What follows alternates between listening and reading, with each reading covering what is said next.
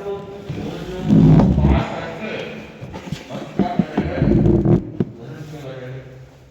विद्यार्थियों को हमने पार किया है और सबकी पंचेंद्रियों का भाव भी हमने पार किया।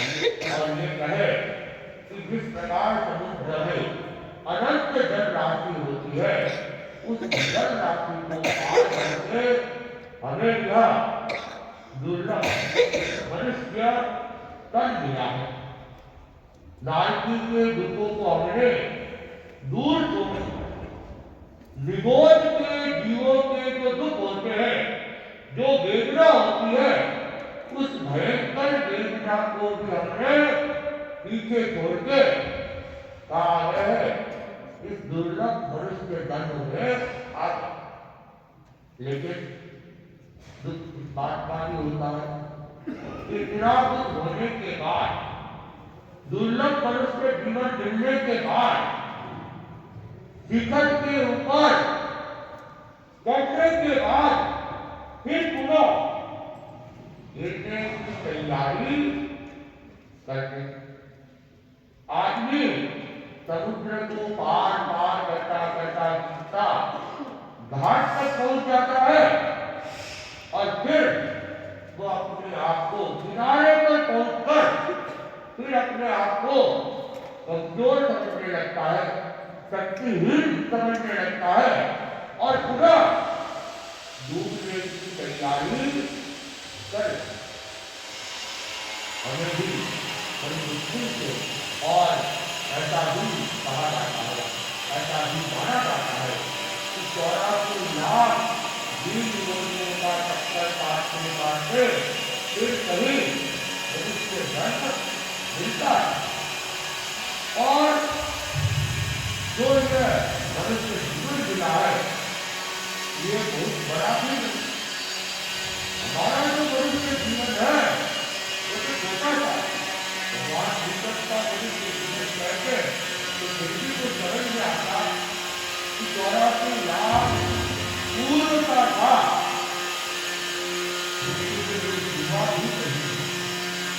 और 84 लाख को अगर समझना भी चाहे तो बड़ा कठिन बात है।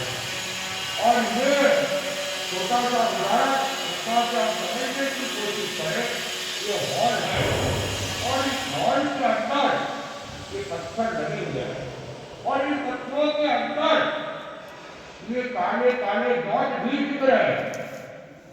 अगर इन काले डॉटों की गिनती करें और ये कहे कि ये काला डॉट पूरा होने में अगर 1000 वर्ष लगते हैं और इस पूरे हॉल के काले डॉटों की आयुष्य को भोगना है, तब भी कहते हैं 84 लाख पूर्व की आयु पूरी नहीं हो सके।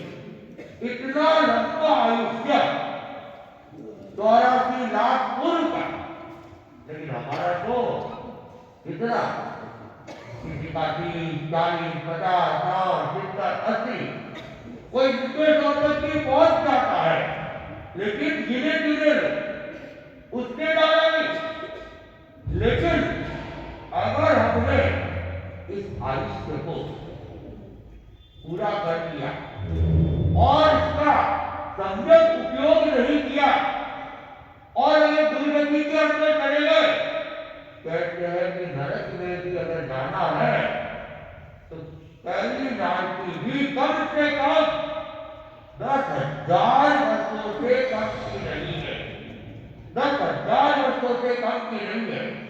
और इस मनुष्य जीवन के अगर हम 200 वर्ष के हिस्से करेंगे तो कितनी बार मनुष्य जन्म के जन्म मरण कर लेंगे, लेकिन पहली नारकी का आयुष्य भी हमारा पूरा नहीं हो। फिर दूसरी, तीसरी, चौथी, जैसे जैसे आगे बढ़ेंगे नारकियों का आयुष्य तो बढ़ता ही जाएगा। 33 सागर की आयु 60वीं नारकी की, कितनी? 33 सागर की आयु। देवलोक में भी चले जाए, सर्वास्त्र में चले जाए तो 33 सागर मिल सकता है, या अनुत्तर विमान में भी उत्कृष्ट आयु को प्राप्त कर ले तो 33 सागर को प्राप्त कर सकते हैं। अन्यथा तो फिर धीरे धीरे धीरे धीरे कम होती जाएगी। लेकिन 10,000 वर्ष के कम तो कोई भी नहीं, चाहे बहुपति देवलोक में चले जाए, कम से कम 10,000 वर्ष तो भोगना ही है। लेकिन हमारा ये मनुष्य धर्म, जिसको कि सर्वाधिक श्रेष्ठ माना है, और इस अवसर की काल के अंदर वैसे कहा जाता है उत्कृष्ट आयु अगर किसी की हो भी जाए तो 125 वर्ष की हो सकती है। लेकिन पूरी दुनिया के अंदर गिने चुने तो उदाहरण होते हैं जो 125 वर्ष के आसपास से पहुंचते हैं। अपने दर्शन में लगभग 250 साल के ऊपर का इतिहास हो गया, और उसमें अभी तक एकमात्र साध्वी है, साध्वी बीनावादी, जिन्होंने 100 के अंक को पार किया है और माला की संख्या के एकदम किनारे पे पहुंच गए। और होगा नहीं होगा ये तो फिर भी जानते हैं, लेकिन उसके अलावा किसी ने 100 पार नीचे पार करने वाले तो फिर भी उस साथ में अभी भी मौजूद है, कुछ ने पार करके चले गए, लेकिन 100 की संख्या पार नहीं। और इस बालोचना के अंदर भी देख लेंगे और पूरी खोज कर ले, मुश्किल से कोई 2-4 व्यक्ति 100 के होंगे, बाकी मिलना मुश्किल। तो हमारा जीवन लंबा नहीं है। नरक निगोद के अंदर जितना आयुष्य है, निगोद के अंदर तो कहते हैं कि आत्मा हमेशा चली जाए, अनंत अनंत काल तक भी वहां पे वह रह जाती है, अनंत बार जन्म मरण वह कर जाती है। और निगोद के जीव तो बड़े सूक्ष्म होते हैं, आसोच में वाका है, लेकिन वहां की वेदना हमारी भी वेदना से भयंकर वेदना, इतना भयंकर दुख, और वह भी कोई 1, 2, 3 साल नहीं, 10-20 साल नहीं, 100 साल नहीं, अनंत वर्षों तक भी भोगना पड़ सकता है। तो हम समझे कि ये श्रेष्ठ मनुष्य जीवन हमें प्राप्त हुआ है, लेकिन उसके बावजूद हम क्या कर रहे हैं कि उल्टी गति की दिशा में अग्रसर हो रहे हैं। जिस माया ममता को हमने ठोकर लगा के यहाँ तक पहुंचे हैं, जिसे हमने वमन की तरह छोड़ दिया है, लेकिन अब पुनः हम पीछे लौटने की तैयारी, बड़ी मुश्किल से हमें उस माया से छुटकारा मिला, लेकिन माया ने हमें नहीं छोड़ा, वह तो हमारे पीछे अभी भी रही हुई, फिर हमें लुभाने का प्रयत्न कर रही है। और जितनी हमने तीव्रता से कर्मों की निंदा करके पीछा छुड़ा के मनुष्य जन्म प्राप्त किया, उतना ही ज्यादा तीव्रता से वह हमें अपनी ओर आकर्षित करने का प्रयत्न कर रही है, बहुत दृश्य दिखा रही है और धमकाने का प्रयास कर, लक्ष्य से दूर करने का प्रयास कर रही है। अगर हम माया के चक्कर में फंस गए तो फिर लक्ष्य हमारा छूट जाए। महाभारत के अंदर अर्जुन का उल्लेख आता है कि अर्जुन जब एक कृत्रिम पक्षी की आंख को गिरने का प्रयास कर रहा था, तो अनेक तरह से उसे भटकाने के भी प्रयास किए गए, कहते हैं माया ने अनेक अनेक रूप बना दिए, कभी भाई का रूप, कभी गुरु का रूप, कभी प्रकृति के मोह रूप। लेकिन अर्जुन उसने अपनी एकाग्रता को नहीं छोड़ा, अपने मन को इधर उधर भटकने नहीं दिया, मन को केंद्रित रखा। तो वो घूमती हुई चिड़िया को भी उसने पार कर लिया और कृत्रिम पक्षी को भी उसने गिन दिया।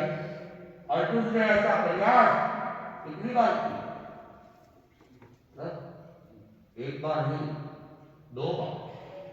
एक बार तो जब वह शिक्षा को ग्रहण कर रहा था, जब द्रोणाचार्य ने उसकी परीक्षा ली थी, तब वह उस पक्षी को, कृत्रिम पक्षी को भेजा था और वह द्रोणाचार्य की नजरों के अंदर उद्दीर्ण हुआ। और बाद में द्रौपदी का स्वयंवर हो रहा था, उस समय भी मछली की आंख थी और वह भी घूमती हुई मछली की आंख थी और उसको बिगड़ा था। और वह भी ऊपर देख के नहीं, नीचे तेल या पानी का जो कड़ाव था उसके अंदर देख के ऊपर घूम रही उस मछली की आंख को बिगड़ा। लेकिन अर्जुन अपने आप पर संयम करने वाला, कंट्रोल करने वाला था और उसने इतना एकाग्र अपने आप को कर लिया कि वो घूमती हुई मछली की आंख को भी, इतने समय में तीर कहां तक जाएगा? वो घूमती हुई मछली कब आएगी? उसकी आंख मेरे निशाने में, मुझे कब तीर को छोड़ना है? तब के बाद उसने अपने तीर का प्रयोग किया और तीर ठीक समय पर, ठीक जब वो आंख उस निशाने पे आती है और उसको गिर गए। इतनी एकाग्रता, इतनी तन्मयता, इतना नियंत्रण जब होता है तब लक्ष्य की प्राप्ति होती। लेकिन हम तो थोड़ी बहुत भी बचाव के रास्ते आते हैं और माया के उस चक्रव्यूह के अंदर फंस, फिर न हमें यह याद रहता है कि ये मनुष्य धन बड़ा दुर्लभ है, न यह याद रहता है कि यह हमारी आत्मा पुण्य पाप के आधार पर आगे जाने वाली है। जैसा हम कर्म करेंगे अगला धन भी हमें वैसा ही मिलने वाला है। ये सारी बातें विस्तृत है, क्योंकि व्यक्ति माया में उलझ जाता और जब माया में उलझ जाता है तो फिर सदगति, दुर्गति की बातें स्मृति की दिशा में चली जाती है। भगवान महावीर तो कहते हैं कि ये माया जो है ये हमारे दुर्गति का ही कारण, सदगति का कारण माया कभी बन नहीं सकती है। व्यक्ति परमात्मा रूप को प्राप्त करना चाहता है, लेकिन उसके अंदर सबसे बड़ा कोई बाधक तत्व बनता है तो माया और ममता। ये क्या है? ये बाधक बन जाते हैं, दीवार बन जाते हैं और दीवार बन के हमें रोक देते हैं या भटका देते। एक बार वासुदेव कृष्ण के सामने सुदामा ने यही प्रश्न उपस्थित किया कि भगवान आप कहते हो कि माया से सावधान रहो, सचेत रहो, जागरूक रहो। ये माया है क्या? कभी माया के दर्शन तो करो। जब हम माया को जानेंगे नहीं तो कैसे सचेत रहेंगे? वासुदेव कृष्ण ने कहा, मामा इस बात को अभी छोड़ो। आज क्या है, प्रकृति बड़ी रंग दिखाई दे रही है, ऐसा करके अपन वन विहार के लिए चले। हमारे बात ठीक है, आज ऐसा कहो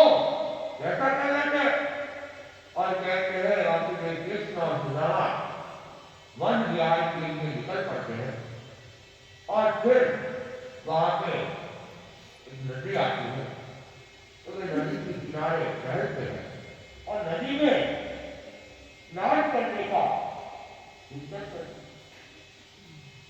वहां से एक चढ़े नदी के अंदर डुबकी लगाई, स्नान किया, स्नान करके बाहर आए, स्नान करके बाहर आए। इधर सुदामा ने जैसे ही नदी में डुबकी लगाई तो उसको ऐसा लगा जैसे एकदम कोई तीव्र बाढ़ की आती और बाढ़ जब आ जाती है तो बाढ़ का वेग तो इतना तीव्र होता है कि संबंध पाना बहुत मुश्किल था।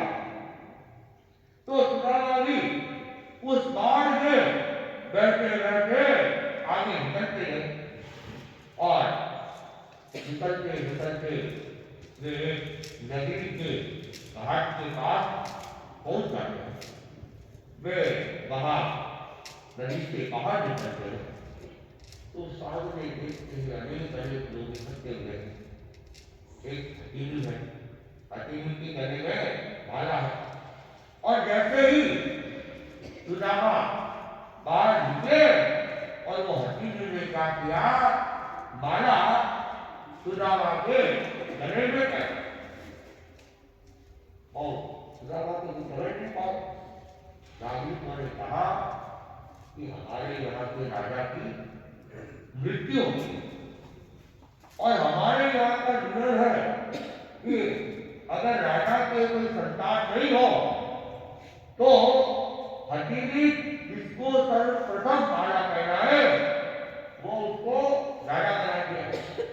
तो हमारे राजा की कोई संतान नहीं थी, हम लोग सब अनाथ है और इस हथेली ने आपको माला पहना दी है, इसलिए अब आप हमारे राजा बन गए, आप हमें प्रणाम कर लीजिए। और लोगों ने सुदामा को उसकी हथेली के ऊपर बिठाकर जय घोषों के साथ में कहा गए, बैलों में ले गए, दरबार में ले गए, बैल वस्त्र वगैरह पहना के और फिर वहां उसका राज तिलक किया और वे राजा बने। और राजा बनने के बाद कुछ दिनों बाद किसी राजकुमारी के साथ में उनका विवाह भी करवा देते हैं। पहले तो अकेले थे और एक के दो हो जाते हैं। कुछ समय और बीतता है, दो राजकुमारों के वो पिता भी बनता है और इस प्रकार इस सुखमय जीवन को जीते जीते कहते हैं 12 वर्ष व्यतीत हो। जब वो 12 वर्ष व्यतीत हुए और एक दिन सुदामा की जो पत्नी थी, रानी थी, उस रानी की मृत्यु हो गई और जब उसकी मृत्यु हुई तो फिर वे नागरिक को उससे उतारते कि हमारे यहाँ का नियम है कि जहाँ रानी जाती है वहाँ राजा को भी जाना पड़ता है। तो रानी बन गई तो राजा को भी साथ साथ में हाँ पति उनकी भी वो कहते हैं वो सती प्रथा होती थी पहले, वैसे ही आपको भी क्या होना पड़ेगा, सता होना पड़ेगा। इसके साथ में आपको भी गिराया जाएगा। अब सुदामा बता रहे और उन्होंने कहा आपके इस नगर के नियम तो मैं जानता ही नहीं और मुझे तो पता नहीं है। अब ऐसा करो, कम से कम थोड़ा सा मुझे समय दे दो, मैं कम से कम नाम आदि कर लूँ, संध्या वंदन इत्यादि से कर लूँ, भगवान का नाम ले लो, उसके बाद भले आप मुझे इसके साथ जला देना। तो लोगों ने कहा ठीक है। वैसे भी कहा जाता है कि व्यक्ति की अंतिम इच्छा तो पूरी होनी चाहिए, तो आपकी भी ये इच्छा तो सुदामा फिर स्नान करने के लिए नदी के अंदर डुबकी लगा और जब वो डुबकी लगाकर बाहर निकलता है तो सामने कौन दिखते हैं, वासुदेव कृष्ण के पिताम्बर को धारण कर रहे थे, मुद्रा रहे थे, और उसने जैसे बाहर देखा, बाहर है और बाहर ही देखा हुआ, बताओ, अरे मेरा रानी कहाँ गया, और मेरे राजकुमार कहाँ है, रानी कहाँ है?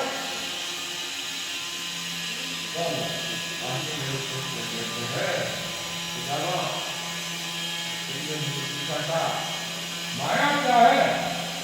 यही माया। जब ईश्वर का साथ छोड़ देते हो, उसके बाद जो कुछ भी दिखता है वह सब क्या है? माया ही माया। और इस माया के अंदर इतना समय व्यतीत हो जाता है, व्यक्ति को पता ही नहीं चलता। व्यक्ति भोग विलास में इतना डूबता है कि उसे यह भी ज्ञान नहीं होता कि मेरा कितना समय निकल गया, कितना समय व्यतीत हो गया है, और कब व्यक्ति का कहते हैं बुढ़ापा आ जाए, लेकिन उसके बावजूद भी कहते माया नहीं छूटती, वो नहीं छूटता है। आदमी कितने भी दुख भोग ले, लेकिन इस शरीर को छोड़ने की इच्छा ही नहीं होती, भले वो शरीर काम करे न करे, बेड के ऊपर भी बनाए, बिस्तर पर भी बनाए, लेकिन फिर भी जीने की इच्छा खत्म नहीं होती। और यहाँ तक कि हॉस्पिटल में एडमिट करवा दिया जाता है, और नली नाक में अलग लगी हुई है, मुंह में अलग लगी हुई है, हाथों में अलग लगी हुई है, चारों तरफ से नलिया ही नलिया है, लेकिन उस समय भी अगर इसको कहा जाए भाई जीवन नजदीक है, समाप्त होने वाला है और इसका कल्याण कर लो, संसारी की भावना है, संसारी की इच्छा है, अभी भी संसारी की कोई इच्छा नहीं है, अभी भी मुझे तो जैसे कैसे ही बचा, यह है माया। आदमी उसमें इतना आसक्त हो जाता है कि वह इस मनुष्य जीवन की मूल्यवत्ता को पहचान भी नहीं पाता। आदमी बस परिवार का भरण पोषण, बच्चों का लालन पालन, उसकी शादी ब्याह, घर बनाना, मकान बनाना, तिजोरियां भरना, और वही सोचता है कि सब कुछ यही है, मैंने माया को बांध रखा, लेकिन पता नहीं माया ने आपको बांध रखा है या आपने माया को बांध रखा है। ये तो जो विवेकशील है, जो ज्ञानी है, वही था। एक बार एक दार्शनिक था, वो कहीं जा रहा था, उसके साथ में उसका कोई मित्र भी था, और उन्होंने दृश्य देखा, एक गाय थी, गाय की रस्सी बंधी हुई थी, और उस रस्सी को पकड़ के उसका मालिक जा रहा, अरे भाई क्या गाय को आदमी ने बांधा है या आदमी को गाय ने बांध रखा है? आप कहेंगे सच्चा भी बता देगा कि गाय को आदमी ने बांध के रस्सी पकड़ रखी है। किसी बच्चे को भी पूछेंगे वो भी कहेगा, उस मित्र ने भी वही कहा कि ये तो आदमी ने गाय को बांध।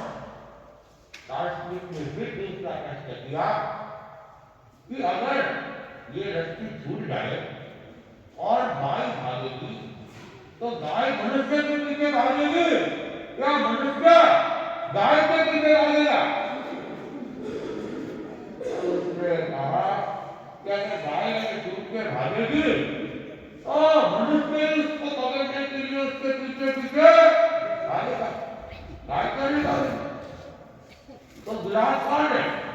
गाय गुलाब है या आदमी गुलाब है? दिखने में तो गुलाब गाय दिखती है, लेकिन गाय तो स्वतंत्र है, वो तो छूट गई चली जाएगी, लेकिन आदमी उसके पीछे जाके फिर उसको पकड़ लेगा। ठीक वैसे ही जो कुछ भी हमें प्राप्त है, हम सोचते हमने प्राप्त किया, हमने प्राप्त कर लिया, हमने अपने नियंत्रण में कर लिया है, लेकिन ऐसा नहीं है। जितनी भी वस्तु है उन्होंने आपको नियंत्रित कर रखा है, उनके तो कोई फर्क नहीं पड़ने वाला है, लेकिन वस्तु बिगड़ गई तो आपका मन परेशान है, वस्तु की किसी ने चोरी कर ली आपका मन परेशान है। तो बचे हुए हम पदार्थों के साथ हैं, धन के साथ है, और यही हमारी माया है, और इस माया के जब तक हमारा छुटकारा नहीं होगा अपनी मनुष्य जीवन को सार्थक नहीं कर पाएंगे। इसलिए मनुष्य जीवन को समझने की जरूरत है और इसको सार्थक करने की जरूरत है।